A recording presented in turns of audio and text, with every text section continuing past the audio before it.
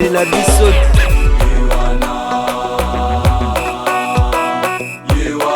candidate député national Yewana Ketia Olangi numéro 323 Onanda Saratola TV. Comme les Gaulois pour le bango adversaire à battre, Ezalaka, Fali. Saratola TV. Pour l'artiste, il y a Fali Nsimba, il peut pas. Monsieur, il y a Hervé Gola, monsieur. Qui doivent être compatissants, qui doivent être compréhensibles, qui doivent se connaître, qui doivent s'accepter l'existence. Saratola TV. C'est vrai qu'il y a des ça va Gaulois, mais je normalise.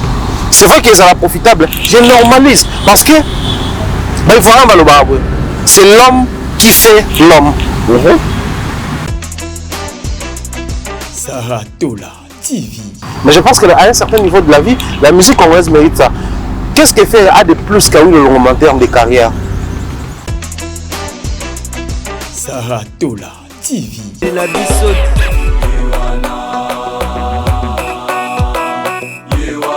candidate député national Yewana Ketia Olangi numéro 323 Onanda Saratola TV. Confort et proximité du service. Véhicule neuf. Tarifs accessibles pour tous. Majabou Cab, votre solution pour vos déplacements. Majabou Cab, à l'heure, à la journée, réservation aéroport. Majabou Cab, votre solution pour location des véhicules. Majabou Cab, 085 435 0000.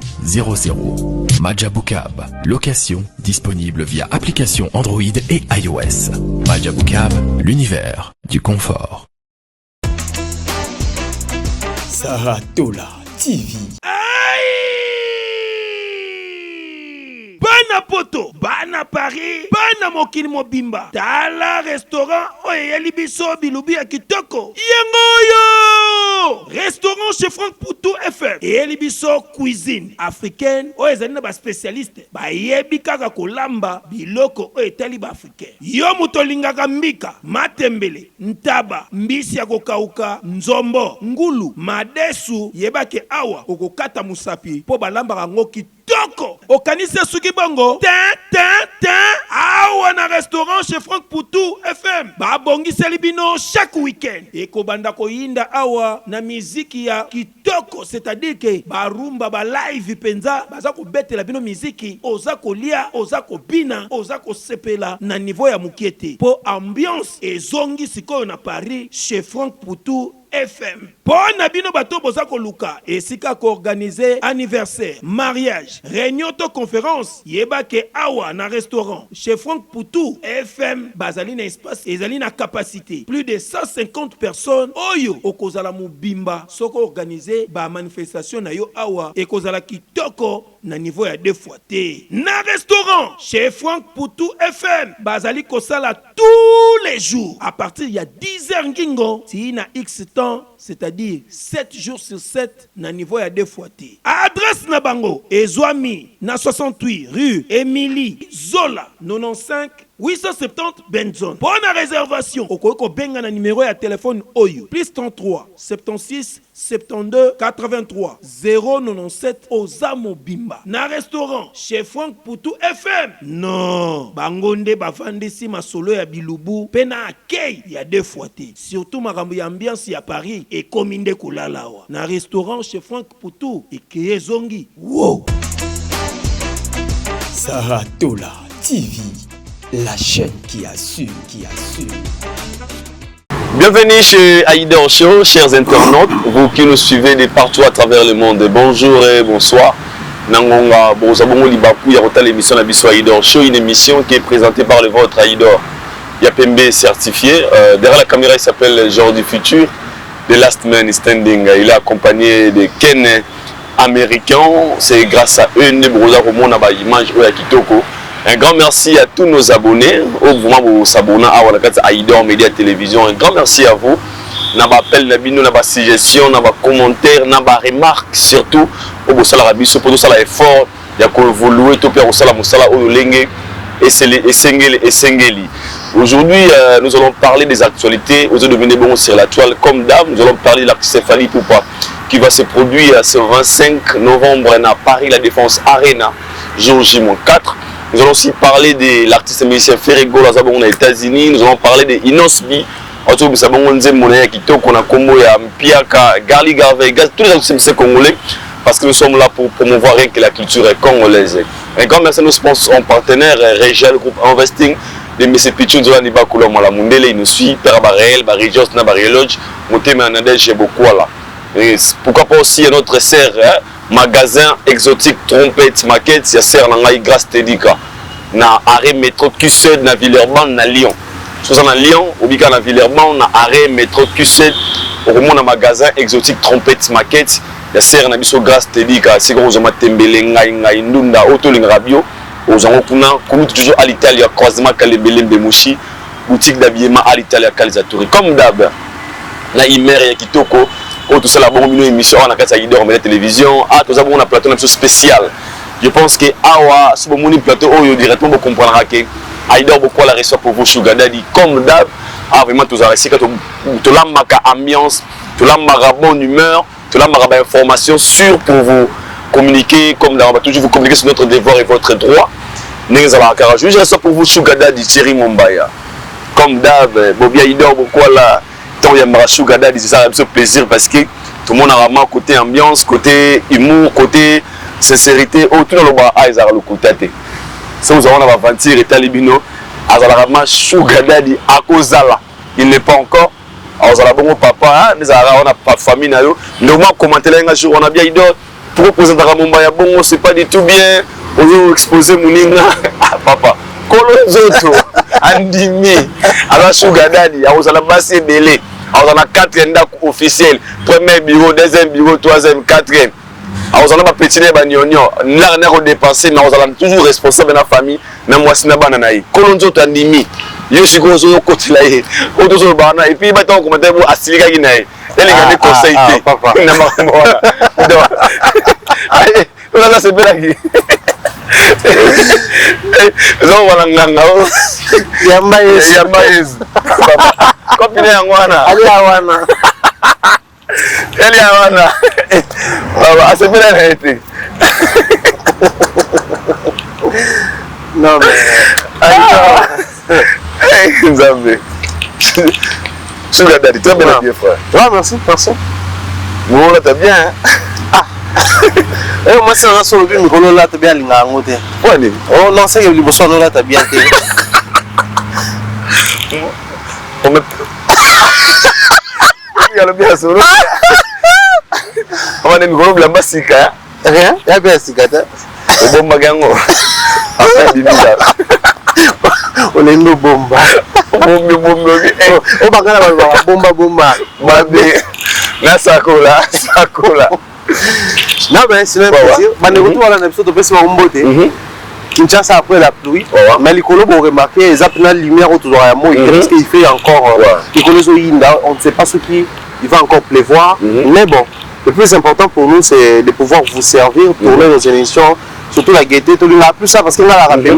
Donc Rose est moto improvisé parce qu'il y a une actualité de maman parler à Idor payer maman ou la carte de tourner la biseau, ça nous facilite aussi un air frais. Na c'est à bandita échangeur à boire na fikinte, ils ont échangeur. On a même comment qui fikinte là fikinte.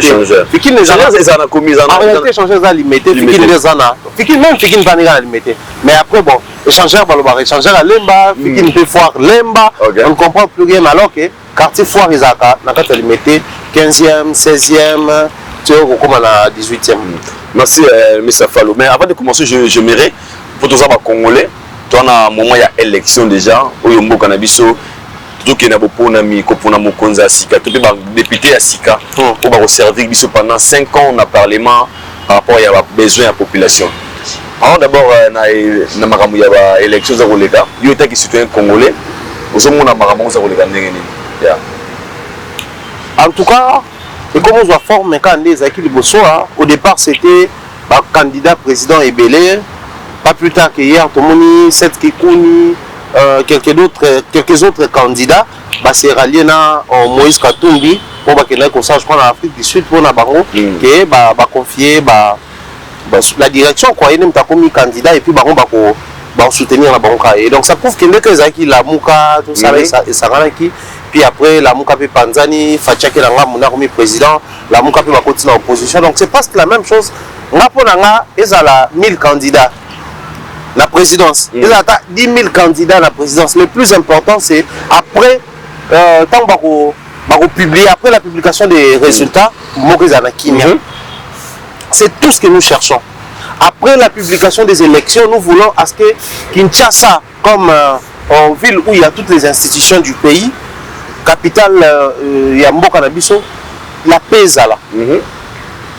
Fatia Outé comme président Joseph Kabila qui a dit la même paix est à observer. En tout cas après le 20 décembre, quand on a voté le président de la République, na ba candidat ou ba député national ba provinciaux, espérant que des candidats nationaux, députés nationaux, députés provinciaux ont voté le même jour, espérant que tout le monde a payé pour la bande qu'on a vu sur la municipalité, ou ba conseiller communal, tout ça là, tout voté pour que permettre on a même ba équipe ya ba conseil communal wana ba voter ba penza malamu pour permettre ba des autres tout le monde na ba commune na biso ezalaté.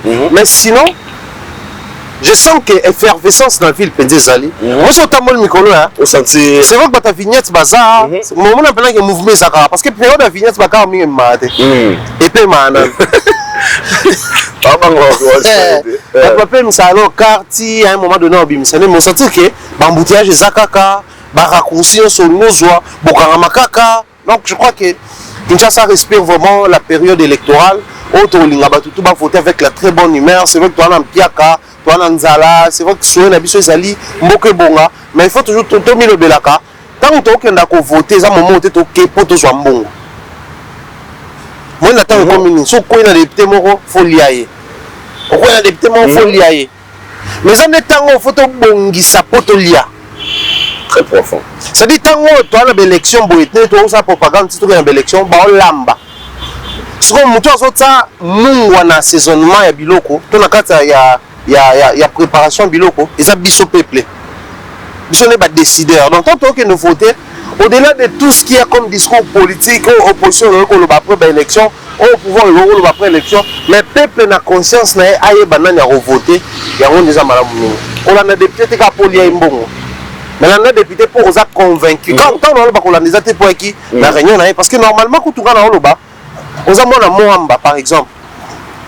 député soit sali à 6 fois au kuna soit sali fois au kuna soit sali fois l'état oyoka nyonso au final ce qu'on a décision sur nani à convaincre yo pour voter aux ana lukunga aux ana changu yoka ba député tout mais biso tous ba député peut-être to proposer tout chose que non ah so pour voter papa qui bon pongo aza chef d'entreprise déjà dans la société na et pour na ya lingi petite et moyenne entreprise ils ont ba facilitation pour créer mais aussi comme azalaka militaire kala ayebi pas au militaire ba mona na ba front et autres soit na yepé ezali ba militaire bana na bango lokwa ba votaka ba se lokwa ba votaka ba voter ba loi moko ko faciliter ba par exemple mais pour ce qui est du reste moi le plus grand plaisir ezali comment on a combien les élections hier écoutez sur la position mototo à la muki mototo zo ka pas voter to voter en amé conseil c'est ça la mais le ba tout be sur la ngopé ba lobby sur ba candidat ya députation ba député mingi pour sur 500 sièges à Pamba. Mais tout le monde est belé puis à l'olenge na l'olenge. Je sais pas c'est tous ce qui pousse aux gens qui de repostuler. Et ça vraiment pour la souci à mboka ou bien pour la besoin pas qu'on va riche ne soit comme riche dans le parlement. Tout le monde ça n'y est pas pas candidat mi que mon pour nous voler la mi mon mutumo boya candidat député boy et les gens peut-être non sont qui ne méritent pas qui peut être très loin. Est-ce qu'il y a pas comme député lobby. Bon ce qui est sûr par rapport à la constitution, si niveau il y a étude au motoza candidat fois à l'ango, niveau âge motoza candidat fois à l'ango, va créer ma base par exemple une fois à la licencié, une fois à la à foutre autant la caution, motoana casier judiciaire, il faut y à la vierge, motoana il faut jouer la bonne moralité. Ce sont les conditions au bâti pour que motoa postuler. Mais pour ce qui est du reste, si déjà motoa rempli une motoana tout profil ayant rempli les critères prévus par rapport à la constitution, Azali, moto a comme député.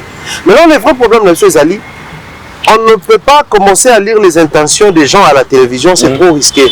Et alors, tout le monde bien présentable. C'est bon, Mika Rolova. Tout qui t'a salaire à député, il y a comme ça des hommes. Il y a des casse, on n'a pas quitté salaire, pourquoi?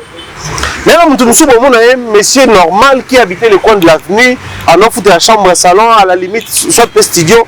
Mais comme pour lui, il se dit, le petit peuple a besoin de ma casque et le grand peuple. Bon, abusivement, de tout le baron. Ce qui fait que, tout le monde est la plus petit peuple. Soit le roi, tu vas pouvoir les séparer. Elle va pouvoir les séparer. Institution président de la République, institution parlement, institution justice, tout ça là. Soit tu as un bon budget par le côté à tu division par des 21 000, tu commences à 10 500. 10 500 là et qu'il n'a pouvoir gérer exécutif pour le petit peuple. Fois 500. 10 500 $ fois 500. Et ça, pour moi, chiffre, moi, bien beaucoup, tu peux renforcer le petit peuple. Tu peux quand la cicapé, parce que le personne peut habiter, mais tout est utilisable en fait. Donc, ce qui fait que, le on a toujours la possibilité de déceler la bonne moralité à la député, tout à la profil de la bango, mais tout soit temps qu'on est dans le lobby. Maman, ça, je vais le maman africain. Maman, Moundela Zaka, 5 grammes ciboulette. 5 bani kuyaka café à soki ya huile nini boy mais biso ya maman toki ka mungu botanga simba tsabi ko kila pondo azui mafuta mbila fungoli asoka soka ekoki akangi sans mesure azui matungula ya katia ngwate ekoki atali pondo abi pondo to tsango mbisa maite bwana mungusu batie ekoki au lieu boy mundela zotuna c'est quoi formule vous avez utilisé quelle formule genre rien maman ala mbango boy na ingéniosité. Maman est azuka maya moto atia bano ba la masangu boeti atia ngo toki aya furoli solo. Donc beaucoup vont regretter. Comment là ne balobaka publicité moto no tala ka boye bandeko bazaka na bakini kimba we bango bakaloa no ba fisa donc énergie ko le kaka boye c'est-à-dire l'histoire ils ont bateau ba komakango mais ils ont bateau ba tanga kayango mais ils ont bateau ba sala kayango. Contribuer dans l'histoire, ceux qui vont l'écrire vont mentionner Kombo Nabino Nakati. Bato barotangango, barotanga Kombo Nabino Nakati. Mais tu vas dire si j'amène mon enfant ou mes enfants ici, ça c'est le mausolée. Bato on va pas ça c'est le mausolée de qui? Ah non, de Patrice Emery Lumumba qui est notre héros national. Il fut premier ministre, le premier ministre de notre pays. Il a fait ceci, c'est le père de l'indépendance, tout ça là. Pendant ce temps, Patrice Lumumba, quand il réalisait cela, il y a des gens il était seul ou comment non? Il avait ses compagnons au Quito, ainsi de suite. C'est lui le leader, même si il a 100 francs. Patrice Lumumba et ses compagnons. Bato qui accompagner vision naie. Mais tant que bando ça, vous avez qu'à ça na bango. Mais les lois, bakomi na bango tout. Bato baso tang na bango, batangi bakomo na bango tout. Donc les gens qui vont écrire l'histoire de cette prestation de Fally Ipupa, bakomo batutu balaki. Les gens qui vont lire l'histoire de Fally Ipupa, bakomo bakomo batutu. Et biso plaisir Rosala d'avoir contribué ne serait-ce na un petit rien du tout, mais la histoire à monnaie. On va dire Motoyo aïe par exemple à Pessi Kombo ya fleuve. Na moto aïe à Pessi am sous Kombo ya 10 ruisseaux, ou 10 rivières. On a Pessi 10 rivières à Pessi Kombo belé à Pessi belé. Na moto Pessi Kombo fleuve Mororara. Et biso sikoyo to pia Kombo to contribuer à la composition Kombo fleuve. Et c'est une grande fierté de voir que les gens de Kinshasa, beaucoup de personnes se sont vraiment mobilisés. Tant qu'on a Vincent Fouti bien naé, Azu Visa naé, Mike Lokamba Fouti bien naé, Azu Visa naé Akei. Bakei wana bakenda déjà poto. Mais okeno bakei wana bakei exclusivement pour ce concert. Mike avant que nenga zaki naé tout zaki naé nayo, tout soli naé. Avec encore un concert a fallu ici dans zone. Vincent Chilus a posté, je ne pouvais jamais suivre de loin les concerts de notre légende Fally Ipupa. Donc hier moi Zomi Lobela. Donc on a la possibilité, on a vu ça, on a bien encore la Vois un peu combien les gens sont mobilisés, motivés pour ces grands concerts. En tout cas, le 25 c'est la plus grande réussite Merci Mr. Fallo. Je suis très sérieux comme musique à Congo par rapport à plusieurs détails au PCA. Mais nous avons sur l'aspect Oyo. Ces grands événements, salle où il y a mon aîné, deuxième grande salle il y a Europe, salle à mon aîné il y a France. Là où je ne me trompe pas, il y a 40 000 places. Dans la Arena, il y a deuxième dans le monde si je ne me trompe pas. Musique qui est à Congo. Tout le monde a été là, mais c'est comme on a Bercy, Zenith, Olympia. Il fallait que you arena ou nous beta maté. Mais tout ce longtemps il va pas de ça. Soutien à musiciens dans l'événement Oyo. La position des acteurs Congo, on a aussi canine. Dans concert à Fali Poupa. Bon, en termes de soutien, il y a plusieurs aspects à soutien les Alara. D'un côté, il y a ceux-là qui se prononcent publiquement, sachant qu'ils ont des fanatiques. Oh, mais il veut à ce que son message, et ça a un message, il y a réunir bateau, il y a réunir bateau. Réunir parce que bateau bakabwanaki, réunir bateau parce que bateau déjà bateau y a vers quelque chose. Mais le message n'est quoi qu'on a déjà boué. Mais le message n'est que bousculer là, il va pousser par le dos. Bateau nous soupe bon ça, le message à bon. Il y a plusieurs artistes qui se sont déjà prononcés en termes de Narosa Lawana. Tu penses que les musiciens, le Renanda, qu'on a un son bibia et concert de qu'on a un musicien, avec pour la musique. Si, il y a un musique, le roi Bissonnion. Mais tant que le lobby bon, ils allaient, il ne peut pas soutenir. Mission a moi 5 personnes, mission a moi 10 personnes, on a 50 personnes, on a 100 personnes. Là peut-être que on a rien à battre. Mais Aïdor sera hier. Il y a 10 personnes. Donc là, il y a à cause d'Aïdor, il y a 10 personnes, il y a une personne et comme 11 personnes. C'est déjà un soutien. Et il y a une activité à miner partout ailleurs, même sur Tali Sidik Diabaté qui venait de faire Bercy, au moins il y a quelques artistes, et Azaya et les autres, il y a Moranae, bah soutenir et bah se prononcer. Nous sommes même bah sali bah déplacement, bah il y a un concert pareil pour bah concert il y a envergure le roi il a fallu pour pas. Mais l'autre forme il y a soutien dans concert Wana Aïdor Ezali. Bah, artistes et musiciens ont contribué pour déjouer les plans à bah, malin. Bato ba lingi réussite ta musique na bisodé. Parce que les gens qu'on se le dise Aïdor, hein, tous en ont maintenant, moi euphorie, moi émotion, tout ça on m'a dit tout solo li. Musique na bisodé ba ok ko te caro la vitrine à Paris la Défense Arena. Biso pour tout la carte Afrique francophone, il y a autre zone bela, musique Afrique francophone. Afrique francophone pour les APK dans la carte Afrique, il y a autre zone bas, la musique africaine. Mais en réalité, c'est notre musique qui sera placée dans la vitrine à Paris la Défense Arena. Si ça représente, tu penses que ça représente seulement Jet Set, tout ça représente seulement Nani, tout ça Nani, tout F, non, il y a Héritier Zarané. Steve Wata. Pour sa génération, non. Parce que quand les grands mopas ont été partis faire Bercy, qu'on représentait quand ta génération a été, ils représentaient toutes les générations de l'Icolo, Tinasé, Nene Ambassia Lobara, de Wen Tina Bébé Chanda, tout Bébé Chocha.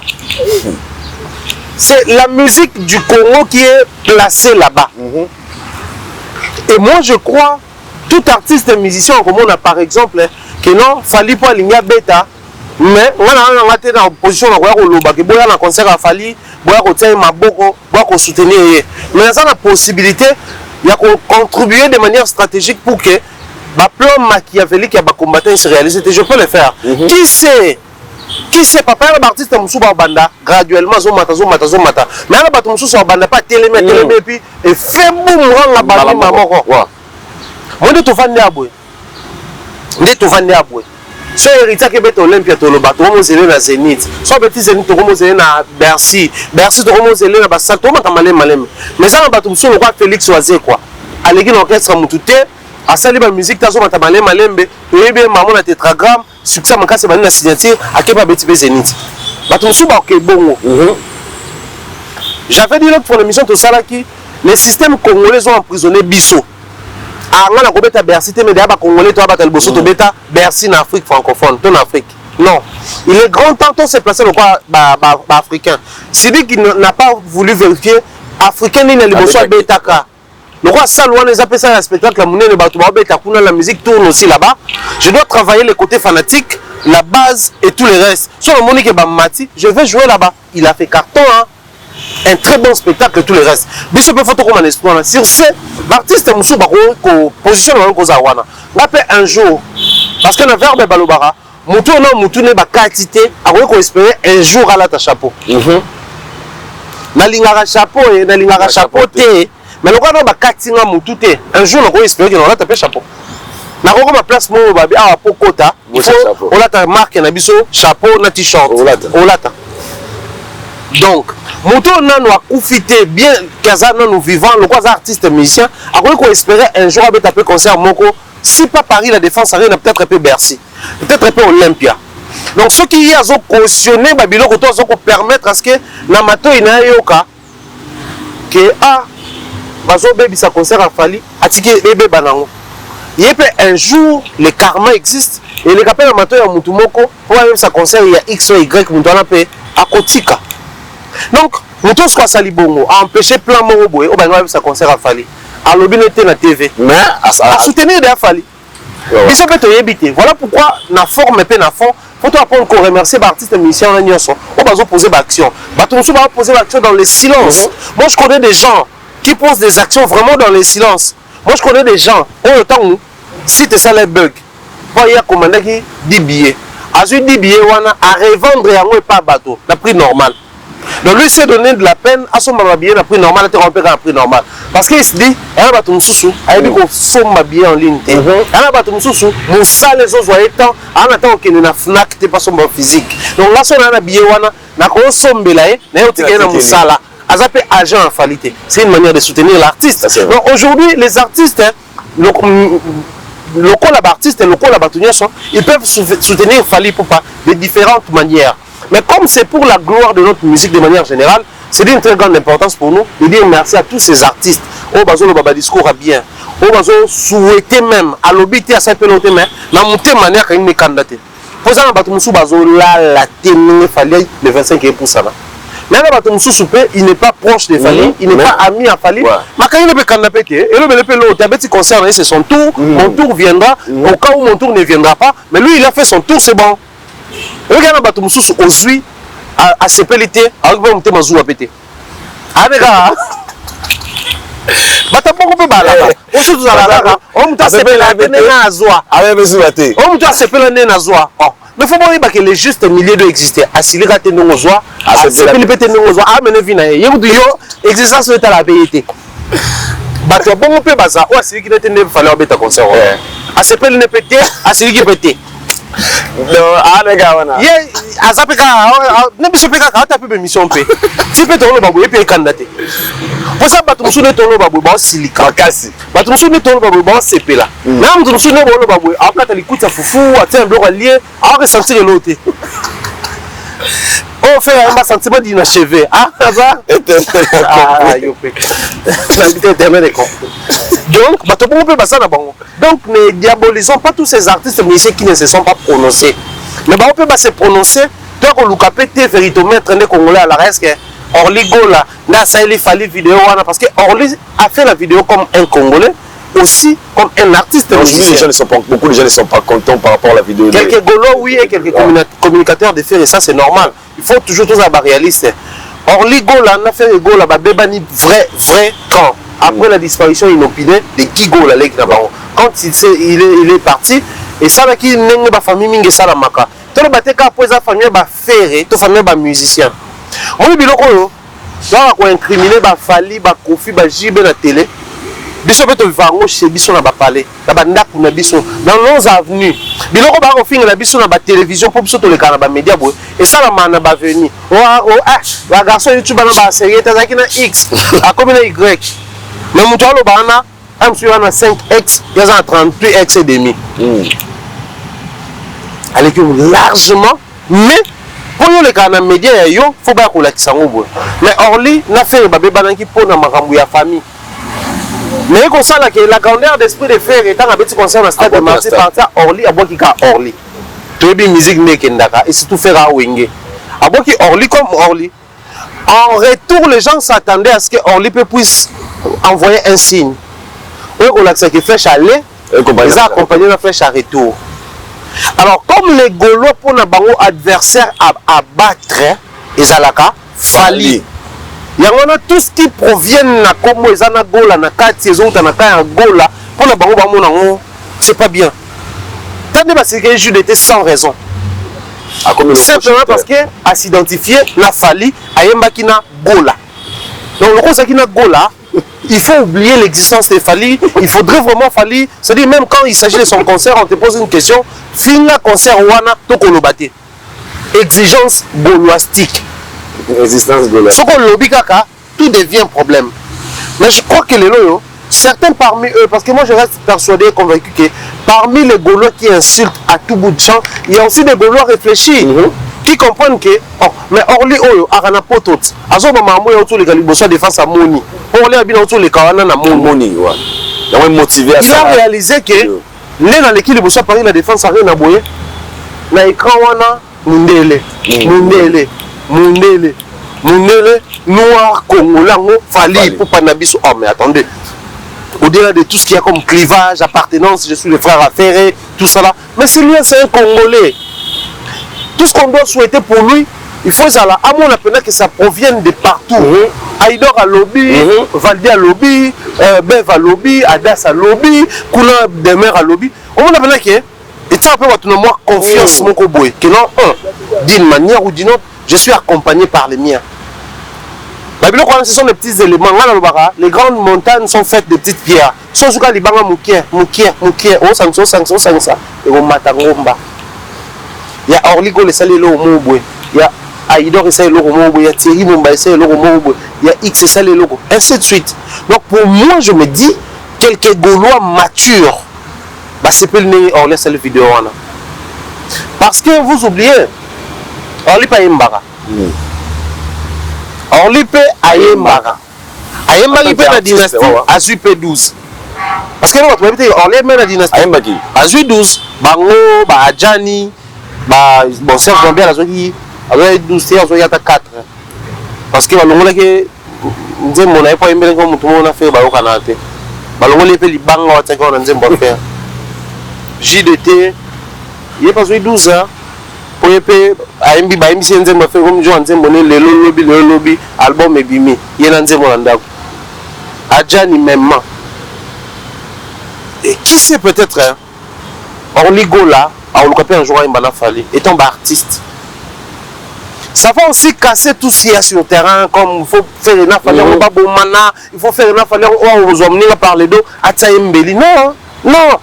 Au-delà de la musique, faire une affaire, c'est censé avoir un conflit. Parce que qu'est-ce qu'il fallait gagner chez Ferré au-delà de la musique? Qu'est-ce que Ferré gagne chez Fallait au-delà de la musique? Rien. Peut-être que le Warrior va provoquer Gaulois pour un petit stade. Gaulois va succès Fali, actualité Fali. Mais c'est dans la musique. C'est dans la musique.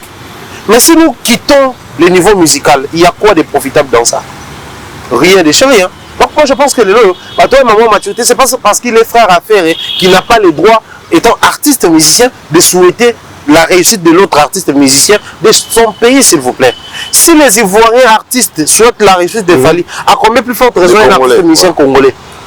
Dans le simple fait d'appartenir à la famille Gola, bien Kazakou peut moukoula à faire, mais il faut tout exiger qu'à Babiloko. Je trouve ça un peu banalité, moroboye, ou est normalité. Les artistes musiciens vont soutenir les concerts de Fali Poupa, ils ont mérité flèche à retour de la part d'abord et après.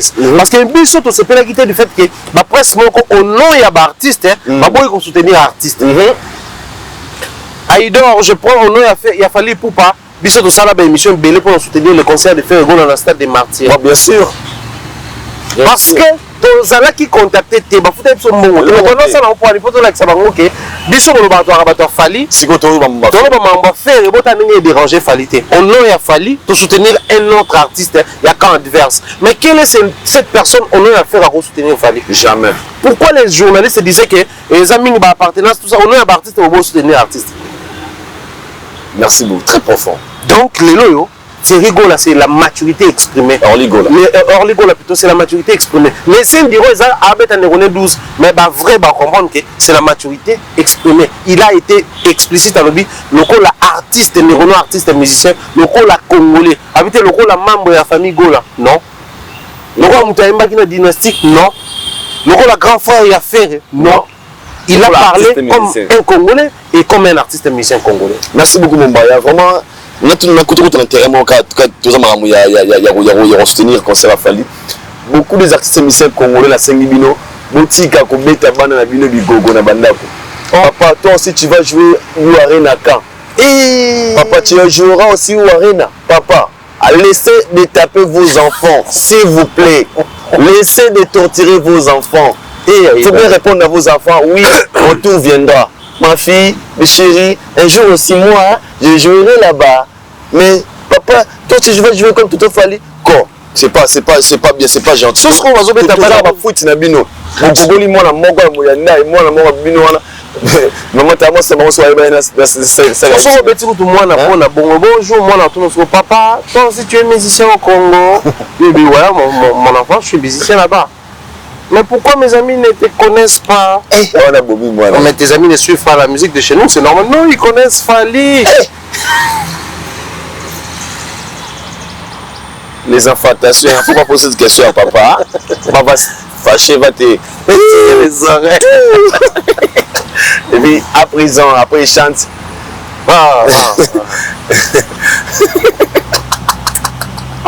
La chanson, nous la chanson. Il me demande un solo. On me dit ça là. Vous ne remettez pas si pour ça là. Pour la musique. Vous ne remettez pas si pour ça là. Et banalité sous la blasphème. C'est ça caméra. Comment fout à biso 2020, il y a là, si je ne me trompe pas, ils ont une mémoire en live. Pour tout le monde a connu que Zakari va babasser. Alors, ouvertement, il y a un message d'encouragement où il fallait faire rigoler la tidelle de Roulé Fali pour pas. Ouais, la Bercy. La Bercy, dans la Bercy 2020. La Bercy. Bonne chance à Fali pour pas concerner Simba. Comme d'habitude, félicitations, bien, tu te rappelles moi en retour, non? Que moi, merci. Et en 2022, oui, en 2023, second concert de Fali Poupa. Si aujourd'hui ça arrive que faire rigoler la salle de Fali Poupa, vidéo et encouragement, pensez-vous que vous avez la réaction Fali Poupa? Fali Poupa, selon Thierry Momba, parce que tout est possible. En plus, c'est revient. Bon, moi, tu as des vidéos à faire pour la soutenir de Fali Poupa. Est-ce que Fali Poupa, est-ce que le Warrior sera d'accord? Na mon encouragement tout le monde côté mon terrain il y a moi imagination mais c'est mon réalité nous réaliser que imagination va casser hein bon maintenant pour réaliser ouais et tout le monde poste mon encouragement bon je peux introduire pour dans toutes les questions parce que faire représenter la grande show là tout cas ça l'événement on remet taper l'année prochaine en 2024 en février 20 000 places c'est pas facile on s'applique à la besoin peut-être moi pour différence il n'a pas parce qu'il fallait la fonction française et il a fonction française et banité on a besoin de appuyer à comme tu dis voilà comment vous imaginez on est bon déjà pour la bande de groupe à lobby fanatique débat la question est tout n'est vrai parce que là où Zakari Baba soit posté en haut ensuite accueilli poto tout le monde a ni bureau à faire quoi pour contredire en haut ni pas parce que ils sont censés protéger les brandings de leur artiste, l'image qui vend l'artiste. Donc, si on a dit que le bel homme est monté, il ne faut pas contredire. Aucune fois, tout le monde a contredire que non, Zakari le membre le Kouta, faire atteindre des messages de l'autre côté. Donc, c'était vrai, faire atteindre un message et pas à Zakari. Zakari a eu sa Fali, qui a beaucoup de force, concernant la bercé les Canabiens, je sais qu'il va combattre Baza, mais il reste fort avancé. Et après, on a au monde, il fallait remercier artistes musiciens congolais d'abord. Les artistes musiciens de ma génération pour soutenir ma casse. Au moment après on a bakangama na poto, mamba ba Covid, quand on appelle des fois Sami la fondation Fali pour Fabrice ça contribuer à Hérita contribuer parce que les concerts il y a hôtel Accord Arena à Bercy et réunissent à artistes musiciens. Et ça qui est une belle manière en fait hôtel Accord Arena et à l'okola Stade des Martyrs. Paris la Défense Arena et à l'okola Bercy. La croisée, on va comprendre difficilement.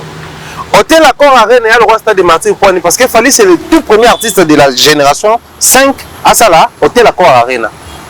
Fali c'est le tout premier artiste de la génération 5 à ça là, Stade des Martyrs. Et là il y a une émotion c'est-à-dire c'est quelque chose artiste émission 5e génération tout va vendre au tal. Est-ce que Simba le gars va battre sur bois côté hein. Comment on est-ce que au Simba, bah nota la Fali bon, on est la nota dans Stade des Martyrs. Tant qu'on est Simba, Depuis stade de Simbaki, depuis l'hôtel Accord et Simbi, au monde qui bande comme Soussou, Bazoya quelques années après. Maintenant, c'est quoi? Paris la défense arena et à le roi Bercy. On a utilisé Bercy pour aller. Parce que tant que mon père a Bercy, il y a quitté bataille générationnelle. Il y a Moka Mobimba. L'artiste pour Kili Mobimba ya Mboka oyo. Ba vandi ba otala. Muto Mboka nso ko kebeta place munene boye. Et ça là qui Afrique francophone Mobimba ba otala. Oh, artiste francophone pas ko beta place boye. Ba otala. Ni mo peut Paris la défense arena. C'est-à-dire Mboka nso Mobimba ba otala. Oh, est-ce que Congolais ko beta place à 40 000 places? Ba francophone ba otala. Oh, en dehors ya anglophone, biso pe ba francophone, to ko beta place boye. Donc jour où on est là, artiste musicien congolais tout. Africain francophone tout, comment Fally va s'y prendre pour réussir ces concerts-là. Ensuite, allez, on va pouvoir se lancer. Maintenant, la gravité ça sous Makasi qui est aux à Bercy. Gravité ça Makasi. Parce que ceux qui font la soutenir qui est à Bercy, oh déjà bêta qui on a ouéra. Vous pouvez se contenter de ça. Mais comme les acquis comme génération, c'est le mot il y a Liboso. Au-delà de la prononciation, parce qu'hérité c'est prononcé, Fabrice c'est prononcé, mais Ferré a utilisé son vieux de l'époque, grand pote Zap, Sangwana. Mais si aujourd'hui, par exemple, Ferré va faire un poste, ou à Sali à monter, dans la seconde côté, on a Orligo là, du fait que Aza Orligo là, grand frère, il y a Hervé Gola. Donc, la famille Gola a déjà dit quelque chose. Tout le barandé, tout le vendeur, tout l'ambassadeur, il y a la famille Nabiso. Mais Orligo qui positivement, non polémique, positivement, il est ambassadeur de sa famille. Il a démontré que sa famille a une certaine grandeur. Au-delà de tout ce qu'il y a comme problème, clivage et tout, je peux soutenir un artiste musicien qui est de la même génération que mon frère. Simplement parce que on lit peut-être à vie loin. Si faire le fait aujourd'hui, ou si faire le fera, faire ça les vidéos, à soutenir Fally Ipupa. On a concert à Hôtel Accord Arena. Bassesse, toute grandeur d'esprit. Oui, on a bassesse. Banan. Bateau, basa ya wenge. Bateau ba fingi bill po alobe l'autre mais bateau ba biki aozara concert à Fally. Bateau ba fingi juste de pas s'afficher la Fally. Les mêmes personnes vont insulter Ferrego là. Mais ba ko lo ba ne boité parce que l'équipe a un succès. Bon les canards ba kendo sala ba enregistrer ba audio.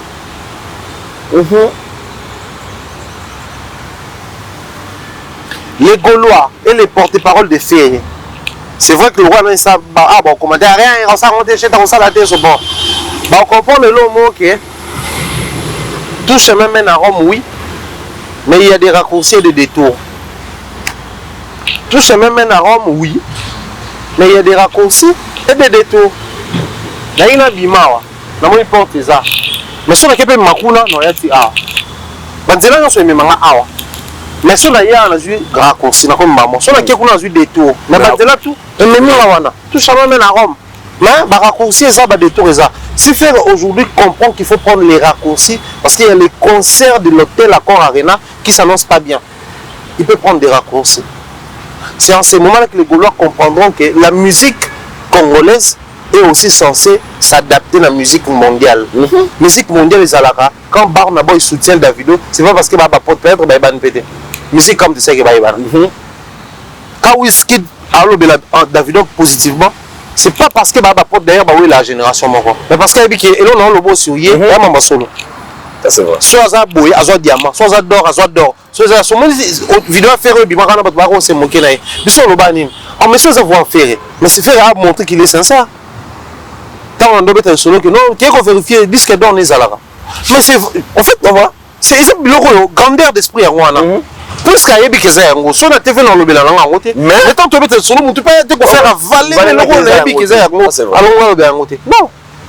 Si faire c'est que détour Wana et même Moulay, mais raccourci et on sent en sorte que tu peux faire une autre image en musique Nabiso pour permettre Biso soit de remonter pente il y a Bercy dans là, soit ton là qui à la face du monde que un fer et de Wenge peut se réveiller un bon matin et se dépouiller dans l'esprit 12, dans l'esprit Wenge, prendre une autre forme.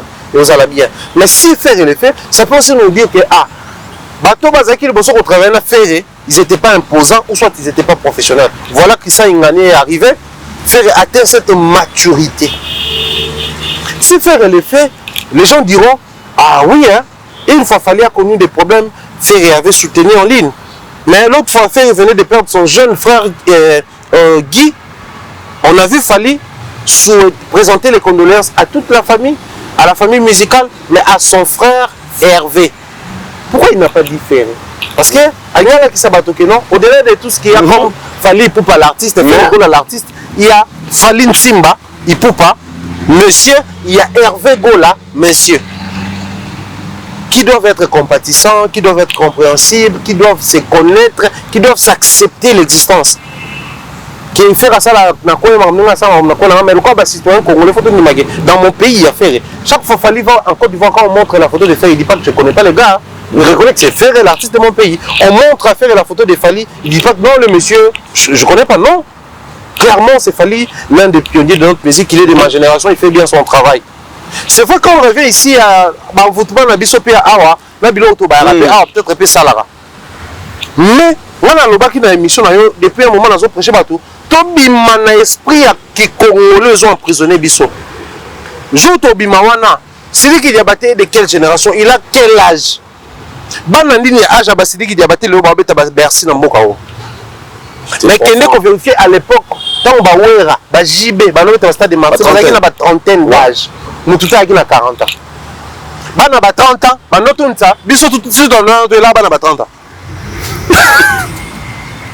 Ça n'est ça va. Oui, je suis là comme c'est le roi. Donc, j'ai moi 30 ans. Ballon on ma tête de ma colo. Fils de martyr. Ganga na zo ma bêtise pas maman. Pour la jeune moi à 30 ans. Donc bah j'ai déjà l'équion. Ah. Mais t'as la lelo. Mais lelo oyo na ba âge na ba onde ba bi na filé ba na onde ba déplique ba na on, ne ba Fabrice ba na on. Qui d'autre te cause ba Robino Mundi ba na on. Mais les bazana même Tata Raphaël non ba bêtise. C'est malheureux hein. Là-bas âge wana ba wera ba no beta Bercy. Âge aussi dit qu'il y a la Bercy parce que Sidi qui a se placé à une à tel rôle là, vieux mot na biso à Congo. T'as vu le roi artiste africain à cet âge. Mais est-ce qu'il y a quand même des artistes en Afrique qui ont fait Bercy à nous vérifier. Mon père a âge autant. Ah, mais il y a des aînés dans la musique africaine qui ont fait Bercy à cet âge. Hein. Moi, je peux les faire. Alors, moi, quand carrière est bon. Mais bien sûr, ça va venir dans Sonné, Basalatou. Ça va venir à mon pao. Ça va venir à papa chéri. Yo, si on a la vieux, à cet âge-là, tant il y a bête qui me connaît déjà. On s'en a rien. Donc, ils ont remonté les temps à l'époque où on a petit, on a Bercy lobby. Pour ça déjà mon coloné.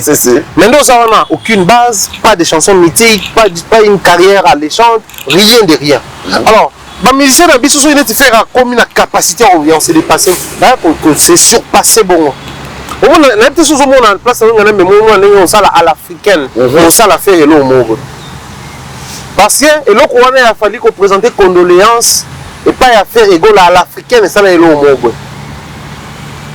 À la congolaise, c'est ça qui est le mot.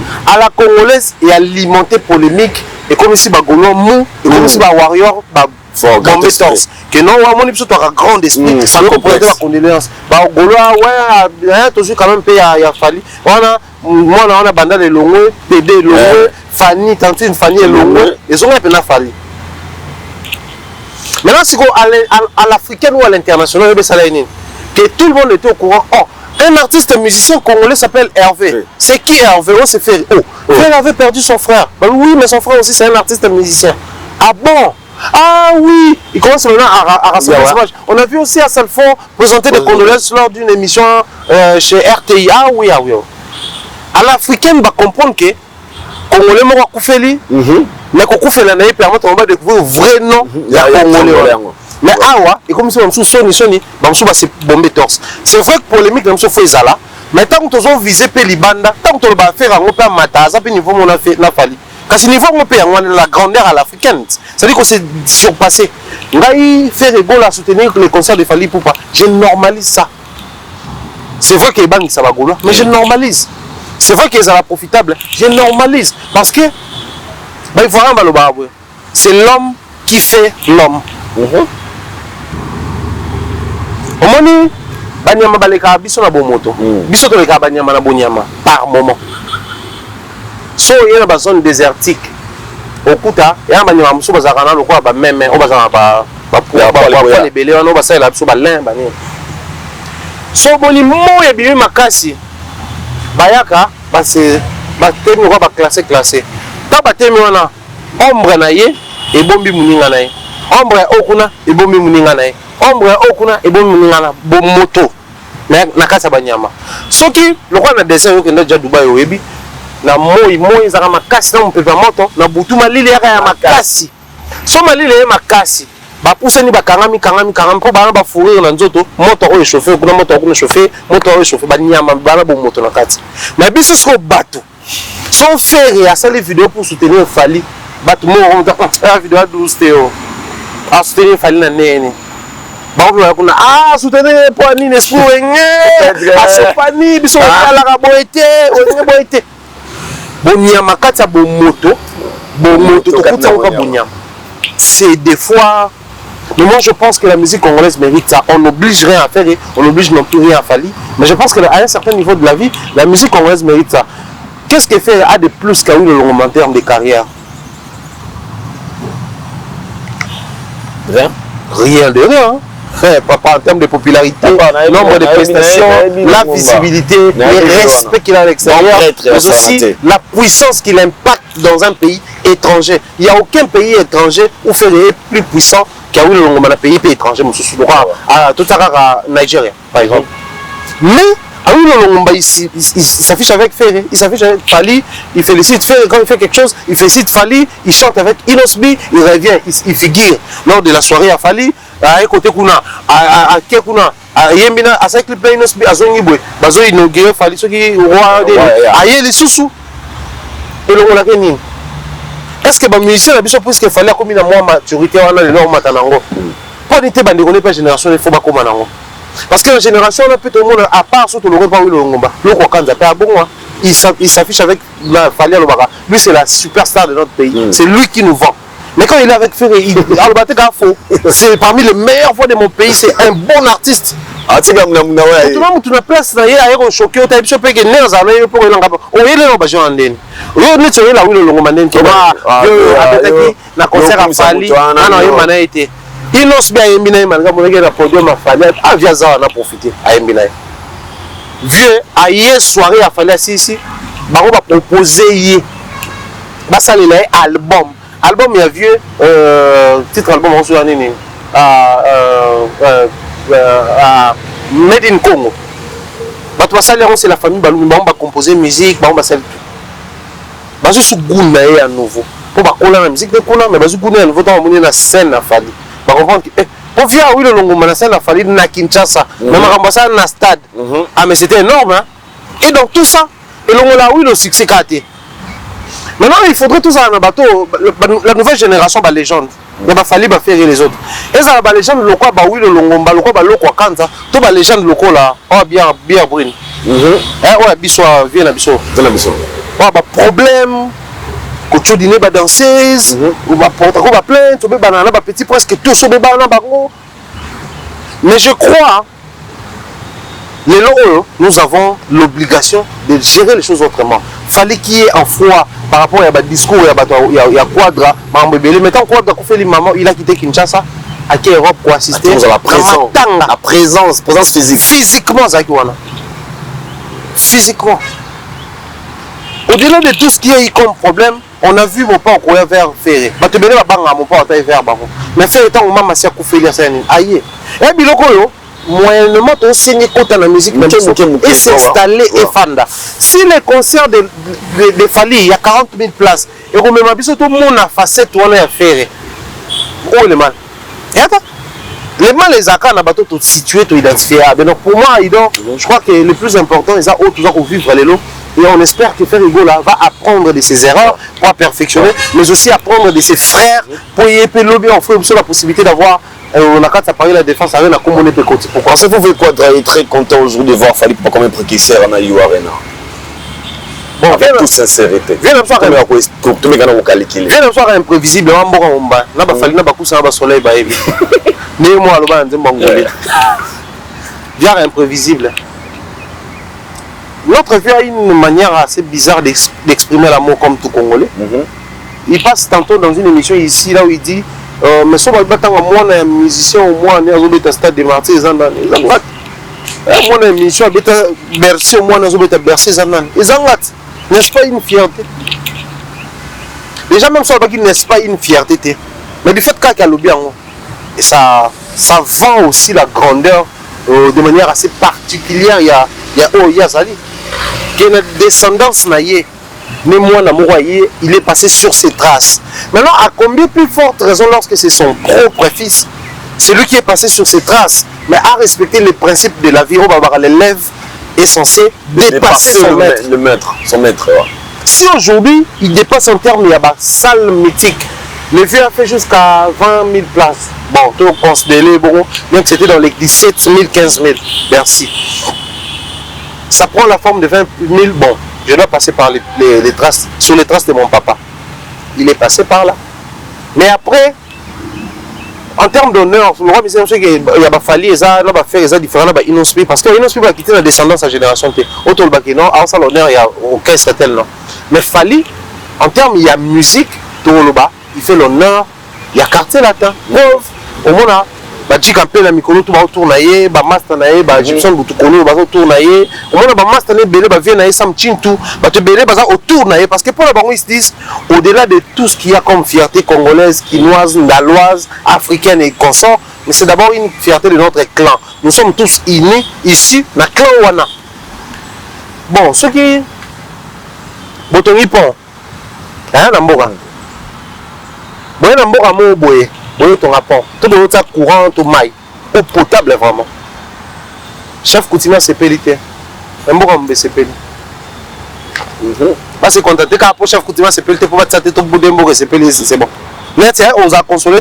Moi, Bamako, tout ça là. Tu viens dans un village, tu te dis, ah, les gens souffrent ici. Hein.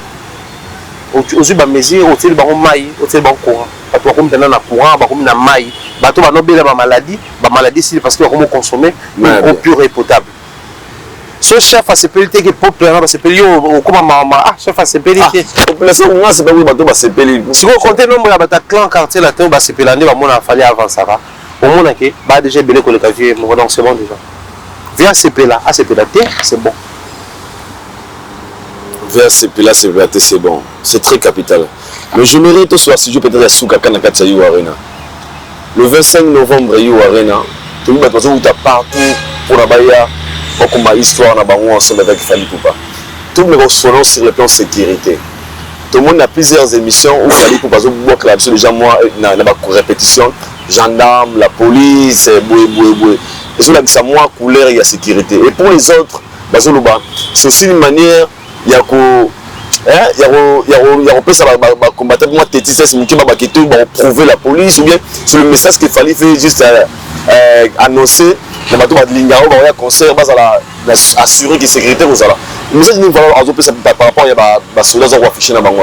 Sur cette question je reviens tant dans le Belara un fallait que je connais un fallait avec qui je parle un fallait très positif qui est un capitaliste mais je te dis pas en termes de son travail.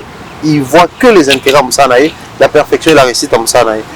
Et quand on entend la vidéo, je vois d'une pierre des coups. D'un côté, il veut passer le message à tous celui et celles qui viendra pour assister à ces shows et vivre comment est-ce que l'écriture de l'histoire musicale congolaise va se faire de manière majestueuse.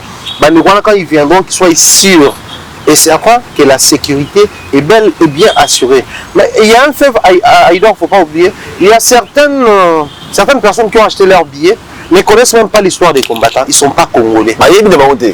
Donc quand on peut mentionner les combattants, tout ça, ah congolais, tu arrives à petit combattant ou l'accident. Parce que les gens ne voient pas le lien entre un combattant et un concert. C'est vrai qu'il y a un groupe de gens qui barricadaient, qui empêchaient les artistes congolais, mais il fallait de habiter 2020 donc. Mais par rapport à ce qui se vit en France, l'information sur la radio, à ce moment-là, il y a micro en France. Donc il fallait s'afficher dans la garde, à s'afficher dans l'armée, à s'afficher dans la police. Et ça, une manière d'envoyer un message subliminal à tous les fanatiques qui sont envoyés pose à calme. Pour ce qui est de la sécurité, Zali. Mais pour ce qui est de Moussala et l'État, la police, Zali, mais garde aussi pour veiller à ce que le bloc à terrorisme, l'intégrité de la France est entre les mains de l'armée française. Donc, Bazananga. On est sous niveau de combattant. Ouais, comme niveau l'école, parce que combattant avec 40 000 fanatiques combattants, c'est logique. Jamais. Combien? 33 000. Donc, 40 000 fanatiques d'abord l'équipe niveau combattant. Donc, Fanny ne vise pas les combattants. Le même combattant, il y a un mot français, un mot sauté. Donc, message au niveau de la bangoté, c'est plus pour les Africains qui viendront ces jours-là, à la rassurer qu'il y a la sécurité, il y a la garde républicaine, donc l'armée française et il y a aussi la police. On a vu la présence aujourd'hui de NASA, d'un côté à la Fali pour prendre la répétition à Souka, aux Alakibongo, Mokolo et Lelo. Tout le monde dit NASA. Leur présence par rapport à la répétition Fali Poupa. Les NASA, les Québécois et les autres disent que il y a une musique congolaise grâce à Fali. Il y a une musique congolaise qui existe. On a mis conscience. Tu sais, nous tous, tant qu'on a mis na parler na biso, parents na biso, peut-être papa, likinga, papa na nyo sur kala. Mais surtout les maintenant, on a mis un âge moko boy, de tout comprendre que moni era ba msu lelo Mayday. Là moi il fallait pas le bara. Fallait vous payer les frères à papa. On a fallu un musicien, c'est mon frère. Le fait que mon a ba vidéo na ngana fali, ba photo na ngana fali. Dans sa tête c'est les frères à papa. Mais il banzem ba fali. Mais aye donc nenge ayoka ngo tikala kai. Mais à quoi il y a âge 8 ans, 9 ans, comme mon temps on a la capacité de garder des souvenirs. C'est en ce moment-là que oh, musique au penza et le bara penza boye et la penza boye. Ce qu'on a dans âge wana, que musique au ba congolais, ils a boye za pour la fali. Donc pour la bango, à la idole na bango, il y a un tapé ça bango, goût ya kozala na un certain attachement avec leur pays d'origine le Congo. Donc pour na bango wana ils ont assisté à l'histoire. Naza n'a pas fait parler la défense arena. Québec n'a pas fait parler la défense arena. Mais Botami Bakoli na France na musique. Parce que mon grand frère un challenger qui n'arrête pas. Est-ce que déjà Dadjo Sala a parlé la défense arena? Non. Non. Il y a un moment de Djoukutu. Par l'équipe nationale Québec dans succès na organisation à Lembara. Nous sommes arrivés presque à la fin. Les autres boutules vont les chants ah bah c'est bien. La dynastie. Na YouTube. Bah c'est bien. Point. Pour permettre de surtout comprendre ce que succession à Marambo Vasco m'a bien à l'Obaki, les autres continuent. Et comme Balongo Nzembo, après une follow. Après tout ok, tout est c'est sûr. Parce que à l'époque, Nzembo regarde non sur lequel on a YouTube à la société. On n'a fait pas un problème. Ça n'occupe pas la toile. Mais pourquoi la collaboration est longue? Parce que Yangi sous roche. Nous craignons que les issues après une belle histoire de collaboration professionnelle entre Rebona Ferré et Bima ici moi c'est ils ont matché on a bien moi je fais d'un Ferré go là. Il y a niveau mot il y a grandeur d'esprit. Ferré boité parce que les lots Rebo banda koyemba avant qu'on en a fait. Les biso to yebi Rebo grâce à Ferré go la paix. Donc on dit à tout mususu bon ça là même à Kamobwe on lui a botti dans souvenir wana. Attention toi nous sur la société mais tout souka dans souvenir moi bien. To garder image moi bien. Mais biso ce qu'on bon ça balingi ballon webso l'image d'un Ferré qui nous a fait découvrir Rebo. Batia biso image ya Ferré au Vasco Lobaki au délai à faire découvrir biso yé. Abaner au Kokola. Bon pensez-vous que ino spinner à mon na yanki bon avec faire information na te. Makase. Natika ngopwani. Amta showbiz, ayebi milliard showbiz et la musique les Canada. Ça arrive fréquemment. Moi, sinon, mon bal dans la profession, il commence souvent. Mais, puisque aujourd'hui la meuf m'appartient, elle est sous mon toit, je ne peux pas m'attarder sur Nana Legana Awa avant Nana Leganawa. Alors que Nana Kazeye, et je me sens à l'aise. Parce que le problème aussi dans la relation, c'est quoi? C'est pas le fait que c'est pas que moi ça m'a à l'aise toté. Soyez à l'aise, compose avec la meuf. Inosbi est très à l'aise visiblement je dis. Parce que naebi Rebo et pas Inosbi. On a ébatté que Rebo je vais être sincère. Inosbi a présenté un Rebo et Pézalaka na période à comment répéter la bon marché. C'était une répétition comme ça, tout bien. On a fait la côté la répétition là. Rebo pas tout ça là. Ngazaki, je crois. Non, on va écouter après. Après, on a écouté même là-bas. Toujours on a les que tu vas écouter là-bas. Il y a Fifi, il y a on appelle là-bas théâtre l'engami. Bah il change à côté de numéro. Soit remarqué au monde, bah tout le monde entourage dans la cale, les arts sur l'anniversaire, ils nous spinaré pour bah c'est la bombe vidéo. C'est là il y a bon déjà l'époque officiellement bah non le bâtiment bah 100 balles. Mais là il y a pas que vraiment 100 balles. Là, ma monsieur ça le bâtiment c'est un passé lointain quand tout le monde banalisé. Là il y a pas Anita Moarabo et pas Inosbi. Tangue manzele na. Na wewe mtu bati détail wana. Ngana dans autant loka bato na yeba pa bato. Ti na yamba Anita na émission Inos nde mtabenga nga yamba Anita na émission. Wana Anita awimba de ana fadi. Na ya victime. Ngana ba blom so esa manga na zala. So ba no lo manga ba kwa. Na bo vra na bomba. Ti ba anniversaire surprise Inos ba mambo belebele. À l'époque. Et dans tout ça ceux qui pensent Inosbi après avoir on les calabanzele belé peut te bande on soit côté kuna quoi tendance à la moi serre mon gars à côté kuna mais il présent dans mon cage national boy avant de na rebona du haut de son succès on dit combien de mibali na abusé dans mois demi on va l'équipe ferré on va linga rebo toi tu penses que rebo habiter son atiki Inosbi na comme un ministre oh na un sous sénateur oh vu na ngape comme le niveau mususu. La rebo pas ebi ke ngane na poni pe non seulement na fana na Inos mais na bota kutu pe na e aboti pe azano moi muke so comme pe na ba trentaine quarantaine on va voir à perdre un peu mon espoir à vie mais ça ina na ba vingtaine donc on peut ko bota te azeli pe asa no carrière na ye très profond Inos bi on peut mine de rien tango la pe moi Afrique mon ko pas que petit wana a wakande to bi petit mais li pas na ba serre moi ba Tanzania na ba Zambie wana yepo na Inos bi kaka. Et il peut bien peu bon la structuration nous autres mais il peut na ba paquet mais quand Inos bien poni rebo c'est hasard hein? Donc ça dit bon mais balé déjà bazala bien au lieu tu faire et ba comment ko mema ba bloc wana qui va faire longola nzembo pour alimenter sous toi allez ba golo tout comment faire Inos c'est de la bassesse laisse rebo on fera besoin de faire la promotion et tout le reste. Donc je pense que Lumière Réseau travaille. Merci beaucoup, nous sommes arrivés à la fin. Nous sommes arrivés à la fin, Mr. Fallo. Comprenez, nous sommes le mardi 21 novembre 2023. Nous sommes à Kinshasa. Tout ça, une émission à Bino, même Kubutu.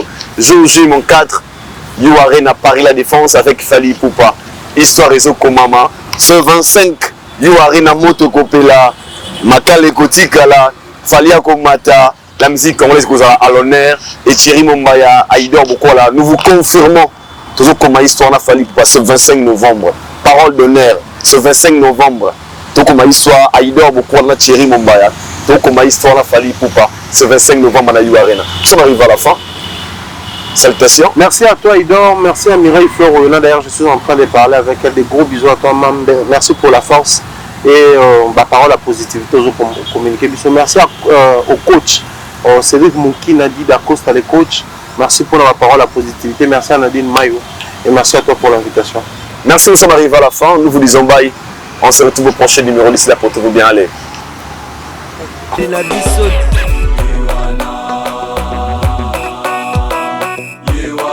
Candidate, député national. Yewana Ketia Olangi, numéro 323.